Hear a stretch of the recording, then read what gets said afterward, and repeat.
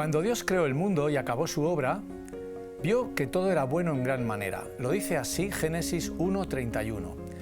Pero algún tiempo antes, en el cielo, uno de los ángeles más importantes, haciendo uso indebido de su libertad, se rebeló contra Dios y después de una gran batalla fue expulsado del lugar donde el pecado no cabía.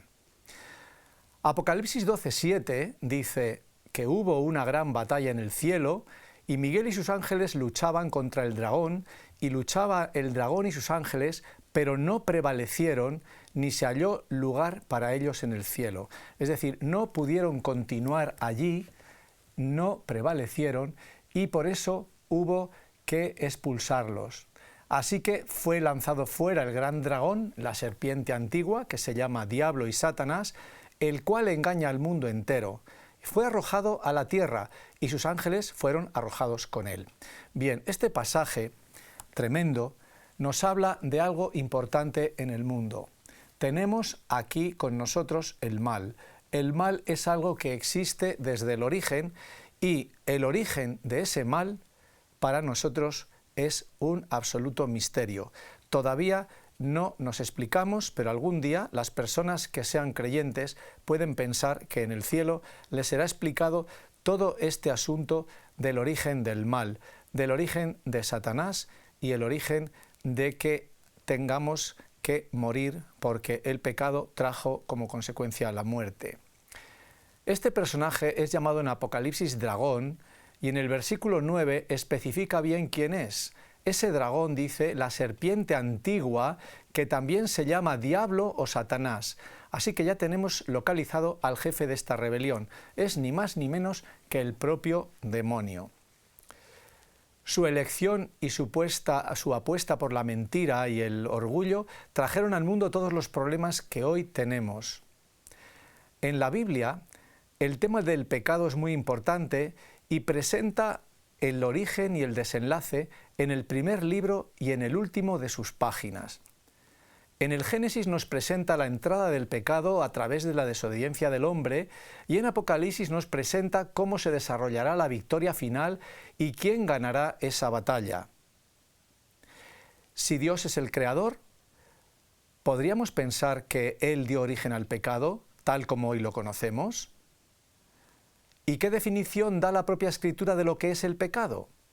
Vamos a ver dos textos muy importantes. El primero lo escribe el apóstol Santiago en su epístola y dice: cuando alguno es tentado, no diga que es tentado de parte de Dios, porque Dios no puede ser tentado por el mal, ni Él tienta a nadie, sino que cada uno es tentado cuando de su propia concupiscencia es atraído y seducido. Entonces, la concupiscencia, después que ha concebido, da a luz el pecado, y el pecado, siendo consumado, da a luz la muerte. Aquí se nos presenta, por así decirlo, el ciclo del pecado en nuestra propia vida. El pecado existe, pero no lo tenemos pegado a la piel si no queremos, y podemos no hacer uso de él. O sea, podemos vernos libres, lo mismo que se vio el propio Jesús cuando estuvo entre nosotros.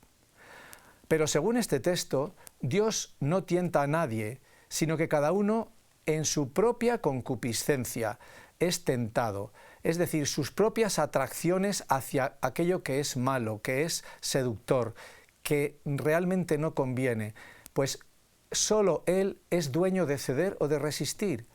Si no se resiste al pecado, puede ser consumado, y ahí está el problema. Cuando yo decido ir adelante por algo que sé que es malo, realmente es una decisión mía, es algo que yo adopto, y la consecuencia, por tanto, no le puedo pedir a nadie que me la quite de encima. El segundo texto al que quiero hacer referencia se encuentra en 1 de Juan, capítulo 3, versículo 4, y dice: todo aquel que comete pecado infringe también la ley, pues el pecado es infracción de la ley. Luego ya tenemos situadas aquí las cosas.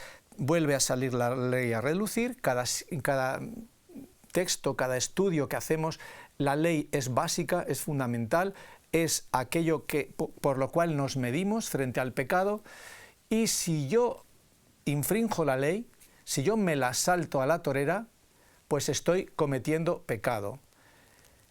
Ahora ya podemos entender más cosas. Mirad lo que dice el rey David, autor de los Salmos, que explica muy bien cómo el pecado entra entre todas nuestras tendencias. Salmo 51:5 dice: aquí en maldad he sido formado y en pecado me concibió mi madre. El pecado es un misterio que no tiene una explicación racional, por eso hace que muchas personas no crean, pero hay una verdad incuestionable. Primera de Juan 4:8 dice que el que no ama no ha conocido a Dios, porque Dios es amor. Dios es amor, Dios es luz. Hemos hablado al principio de este estudio que hubo una batalla en el cielo. Allí se originó el pecado. ¿Podemos conocer un poco más de lo que pasó? ¿Qué dice la Biblia de estos acontecimientos? Fijaos bien, el profeta Ezequiel, en el capítulo 28 de su libro, dice: tú, querubín grande, protector, yo te puse en el santo monte de Dios, allí estuviste en medio de las piedras de fuego, te paseabas. Perfecto eras en todos tus caminos desde el día en que fuiste creado hasta que se halló en ti maldad. A causa de la multitud de tus contrataciones fuiste lleno de iniquidad y pecaste, por lo que yo te eché del monte de Dios. El ser perfecto escogió ser diablo. Fue creado perfecto y exaltado en honores que no todos los ángeles tenían. Se le define como querubín grande, protector. El versículo 14 nos habla de una posición privilegiada en el santo monte de Dios. ¿Qué es esto? Pues mirad, ¿qué es querubín y qué es cubridor? ¿Había más querubines cubridores? En el libro del Éxodo nos habla de un santuario. Éxodo 25, 19 y 20 dice: harás también 2 querubines de oro, labrados a martillo, los harás en los 2 extremos del propiciatorio. Harás pues un querubín en un extremo y un querubín en el otro extremo. De una pieza, con el propiciatorio, harás los querubines en sus 2 extremos. Y los querubines extenderán por encima las alas, cubriendo con sus alas el propiciatorio. Sus rostros, el uno enfrente del otro, mirando al propiciatorio, los rostros de los querubines. Este santuario que Dios mandó construir a Moisés no era una idea original, por así decirlo. Era un modelo de algo que ya estaba en el cielo. ¿Queréis verlo? Hebreos 8:5 nos dice: los cuales sirven a lo que es figura y sombra de las cosas celestiales, como se le advirtió a Moisés cuando iba a erigir el tabernáculo, diciendo: mira, haz todas las cosas conforme al modelo que se te ha mostrado en el monte.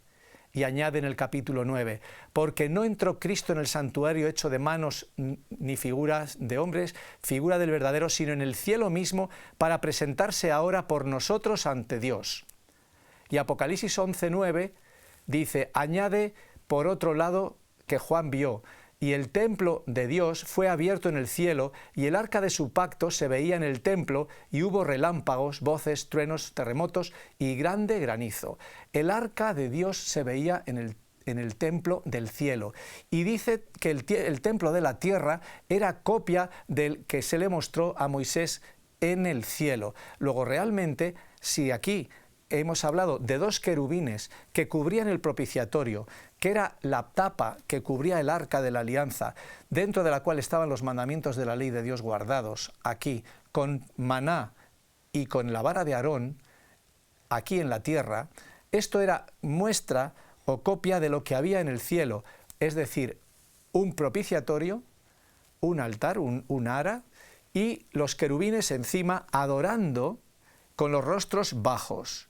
¿A quién estaban adorando? Pues estaban adorando al trono de Dios que estaba allí, lo que quiere decir que estamos en condiciones de decir ahora que el querubín cubridor estaba cubriendo el propiciatorio con el otro querubín que no se reveló.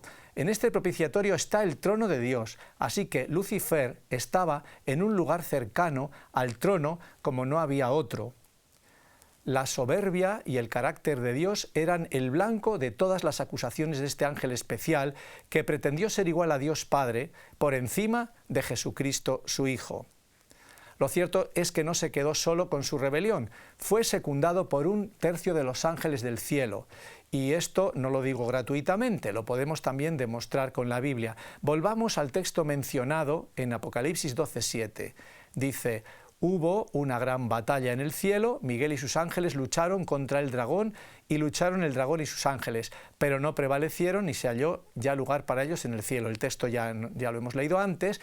Miguel y sus ángeles lucharon contra el dragón y con los suyos. Al final fueron expulsados, como ya sabemos, y fue lanzado fuera el gran dragón, la serpiente antigua que se llama Diablo y Satanás, el cual engaña al mundo entero. Fue arrojado a la tierra y sus ángeles fueron arrojados con él. Es decir, el demonio no vino solo a la tierra. ¿Cuántos ángeles rebeldes pueden haber? Apocalipsis 12:4 dice, su cola, la de este dragón, arrastra la tercera parte de las estrellas del cielo y las arroja sobre la tierra. Es una forma, una alegoría de decir que esa cola se lleva cuando viene a la tierra la tercera parte de los ángeles que se rebelaron con él. De el 33% de la hueste celestial, la tercera parte, se viene a la tierra. O sea que sabemos que hay un grupo muy nutrido de seres que protegen, defienden y miran por los intereses de Satanás. Y dice Apocalipsis 5, y miré y oí la voz de muchos ángeles alrededor del trono, y su número era millones de millones. Quiere decirse que en el cielo había millones de millones y un tercio de esos millones ya no están allí. El profeta Isaías, que estuvo activo a partir del año 740 a.C., relata este pasaje y dice: ¿Cómo caíste del cielo, oh lucero, hijo de la mañana? Cortado fuiste por tierra, tú que debilitas a las naciones. Tú que decías en tu corazón, subiré al cielo, en lo alto, junto a las estrellas de Dios, levantaré mi trono, y en el monte del testimonio me sentaré, a los lados del norte. Sobre las alturas de las nubes subiré, y seré semejante al Altísimo. Este fue el gran pecado de Satanás, el orgullo y la soberbia de sentirse superior a los otros seres celestiales y que acarrearon desde luego su ruina. Con el demonio en la tierra, ¿cómo creéis que entró el pecado? El pecado llegó con él. El apóstol Juan dice en la primera carta de su capítulo 3, versículo 8, el que practica el pecado es del diablo, porque el diablo peca desde el principio. Para esto apareció el Hijo de Dios, para deshacer las obras del diablo. Así que el diablo peca y el diablo está presente aquí. Y entonces, ¿para qué viene Jesús? Para deshacer o terminar con las obras del diablo. Repasemos un poco la historia. En Génesis 2, 15 al 17 dice, tomó pues Jehová Dios al hombre y lo puso en el huerto de Edén, para que lo labrase y lo guardara. Y mandó Jehová Dios al hombre diciendo, de todo árbol del huerto podrás comer, mas del árbol de la ciencia del bien y del mal no comerás, porque el día que de él comieres, ciertamente morirás. Todavía el hombre no había hecho nada malo, es más, estaba solo. A continuación dice el texto que Dios se da cuenta de que no es bueno que el hombre esté solo y le da una compañía idónea, Eva, justo en el siguiente versículo, en el 18. En Génesis 3:6, con Eva de protagonista, comienza a actuar el demonio. Nunca antes Eva le había visto, pero le resultaba atractivo. Además, el árbol y su fruta también le atraen, y lo que la serpiente le plantea tampoco está tan mal. ¿Os acordáis del pecado que vimos en Santiago? Cada uno es tentado cuando de su propia concupiscencia es atraído y seducido. Entonces, esta concupiscencia, después de que ha concebido, da a luz el pecado, y el pecado, cuando se consuma, da a luz la muerte. Y ahora vieron la realidad del engaño. Conocerían el bien y el mal, pero hasta ahora no conocieron las consecuencias de la desobediencia. Parecía que el diablo decía verdad, conoceréis el bien y el mal. Sin embargo, Génesis 3:19, después de la caída, con el sudor de tu rostro comerás el pan hasta que vuelvas a la tierra, porque de ella fuiste tomado, pues polvo eres y al polvo volverás. El peso del pecado de la desobediencia traería otras consecuencias. El trabajo, que era una bendición, se trastoca en una maldición, en sudor y en esfuerzo. La dureza de la vida, de la propia muerte de ellos mismos y de la naturaleza que les rodea. Polvo eres y al polvo volverás. El origen de Dios no era que la muerte pasara por la vida de Adán y Eva, las peleas por la supervivencia, la avaricia, las luchas por el poder. ¿Qué os voy a contar que no sepáis? Hasta el día de hoy sigue siendo así. Sin embargo, Dios en su infinito amor hace que esta maldición se transforme en bendición. El trabajo y el esfuerzo personal, cuando son sanos, ayudan a desarrollar el carácter y a gobernar la propia vida, pero la consecuencia del pecado es la muerte. Se lo recuerda el apóstol Pablo a los cristianos de Roma en su carta. Romanos 6:23 dice: «Porque la paga del pecado es muerte, mas la dádiva de Dios es vida eterna en Cristo Jesús». Aquí antepone las dos realidades: el pecado y el padre del pecado frente a la salvación y a Jesús. La paga del pecado es la muerte, mas la dádiva es vida eterna. La paga original hace referencia en el original a la asignación que se daba a los soldados, y luego esta paga se usó también como término para salario en general, opsonion. La dádiva, sin embargo, lo uno es paga, lo otro es dádiva. Yo pago por el pecado, pero Dios me da charisma. Contrasta con paga porque el que lo recibe, el cristiano que lo llega a poseer, para él es gratuito, no le cuesta nada. Ya hemos visto, por otro lado, si recordáis en algunos de los temas anteriores, lo que es la gracia, aquello que nos es dado porque Jesús quiere, dado sin merecerlo. Ya vemos, por otro lado, que Pablo nos recuerda a todos que somos salvados por charisma, algo que no se nos da porque lo merecemos, sino como un regalo. Efesios 2:8 dice: «Porque por gracia sois salvos». Otra vez la gracia sale a relucir. Sois salvos por medio de la fe. Y esto no de vosotros, pues es un don de Dios. La otra posición enfrentada al pecado y a la muerte es la resurrección y la vida. Juan 11:25 le dice a Jesús: «Yo soy la resurrección y la vida, el que crea en mí, aunque esté muerto, vivirá». Y en el capítulo 6 del versículo 40 del mismo libro dice: «Y esta es la voluntad del que me ha enviado, que todo aquel que ve al Hijo y cree en él tenga vida eterna, y yo le resucitaré en el día postrero». Fijaos bien qué cantidad de cosas positivas estamos sabiendo. ¿Por qué interesa saber esto? Pues porque no hay nadie que pueda salvarse a sí mismo, porque todos hemos pecado. Entonces, por cuanto todos pecamos, estamos destituidos de la gloria de Dios, y todos estamos perdidos según el código de Satanás, porque él no establece ningún plan para nosotros que no sea el de perdernos y el conseguir nuestra muerte. Pero todos podemos volver al estado original por medio de Jesús. El demonio nos ofrece lo que nos ofrece, y Jesús también. Nosotros tenemos que valorar y saber qué es lo que más nos interesa. Así, a bote pronto, parece que no hay mucha duda. Sin embargo, la realidad del mundo parece que no tiene tanto éxito el querer alcanzar la salvación por medio de Jesucristo y la vida, y apostamos más por este mundo y por decir: bueno, pues cuando se acabe, se acabó. ¿No habéis oído esa frase? Cuando se acabe, se acabó. Pero Dios no ha hecho seres tan perfectos para que solamente puedan estar en la tierra 40, 50, 60, 80, 100 años. Ha hecho para que tengan vida y para que la tengan en abundancia. Y eso solamente es saliendo del estado del pecado por el cual el demonio es el culpable y el responsable. Romanos 3:24 dice: «Siendo justificados gratuitamente por su gracia, mediante la redención que es en Cristo Jesús». O sea, que la gracia tiene un precio, no es algo que se da gratuitamente, pero la persona que lo otorga, la persona que lo da, o el ser que lo hace, ha pagado un precio. El precio es la redención. La redención se llama Cristo Jesús. ¿Qué es redimir? Redimir es darse por alguien en su favor o en su lugar, a quien Dios puso como propiciación por medio de la fe en su sangre para manifestar su justicia a causa de haber pasado por alto en su paciencia los pecados pasados. Por su paciencia, por su condescendencia, por su amor al ser humano, ha pasado por encima los pecados. Pasamos por encima de las cosas cuando queremos mucho a las personas.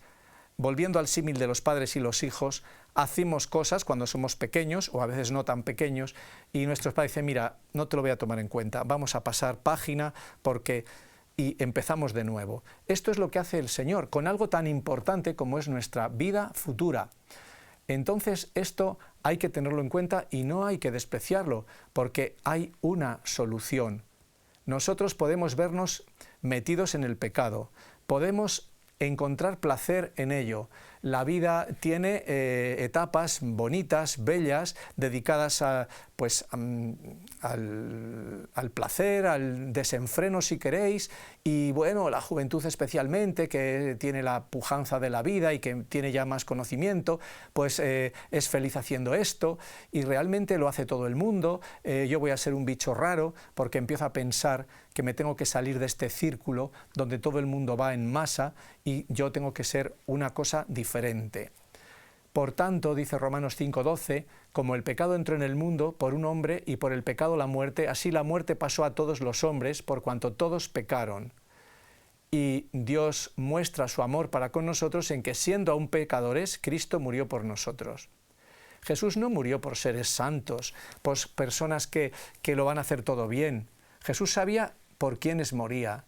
Moría por los pecadores, pero los pecadores que querían reconocer el valor de su muerte y el arrepentimiento de sus vidas. De base somos pecadores.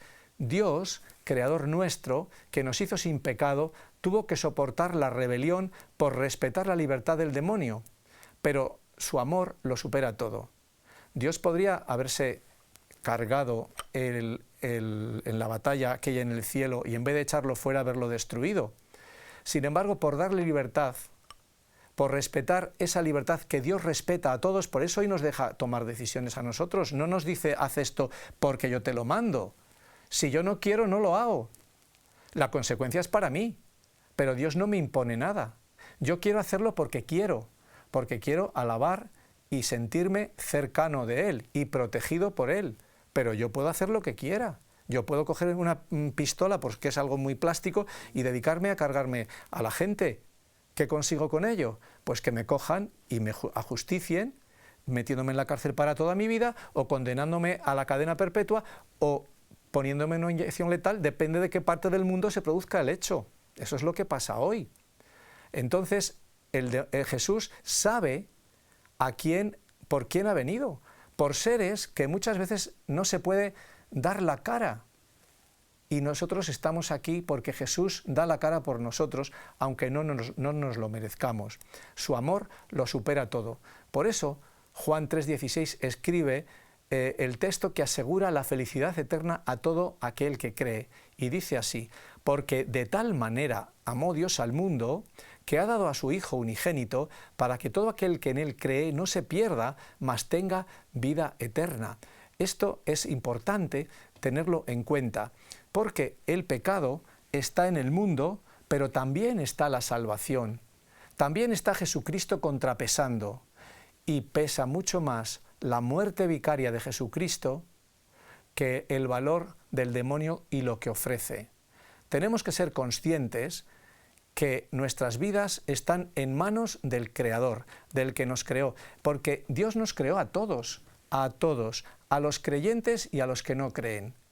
De una manera hemos venido todos al mundo igual, siguiendo unas leyes de la naturaleza que Él escribió, unas leyes biológicas que crean unos seres increíblemente inteligentes, capaces de desarrollar cosas como pueda ser temas de medicina, temas de astronomía, matemáticas, desarrollar grandes sistemas constructivos, lo que queráis. El ser humano es capaz de hacerlo todo y hemos visto a través de la historia cómo la humanidad, que parte de unas ciudades sencillas con unos edificios muy pequeños, empiezan a trabajar el área de las matemáticas, el área de la arquitectura y desarrollan edificios descomunales, piedra sobre piedra, bóvedas increíbles que no sabemos cómo se tienen todavía, por supuesto todo el sistema de la navegación aérea, el llegar a estudiar la atmósfera y la estratosfera, incluso algunos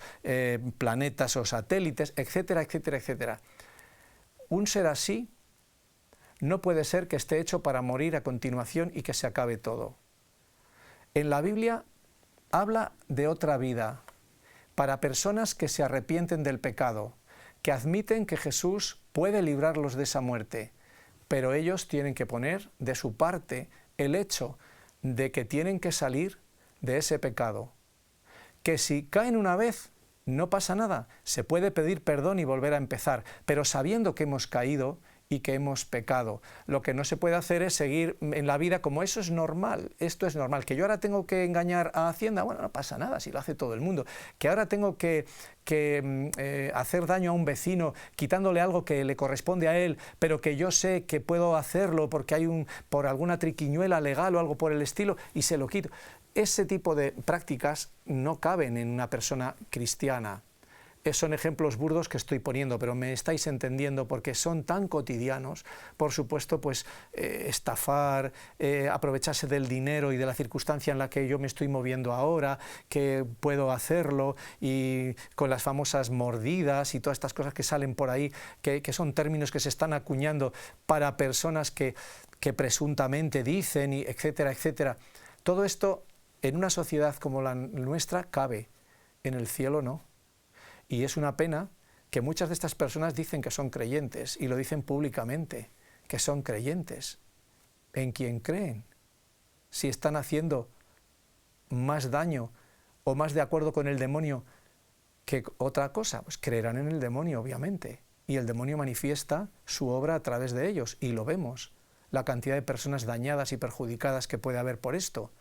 Pues bien, no quiero ser más pesado, creo que el tema está claro, el pecado tiene consecuencias, pero la dádiva de Jesús es la vida eterna.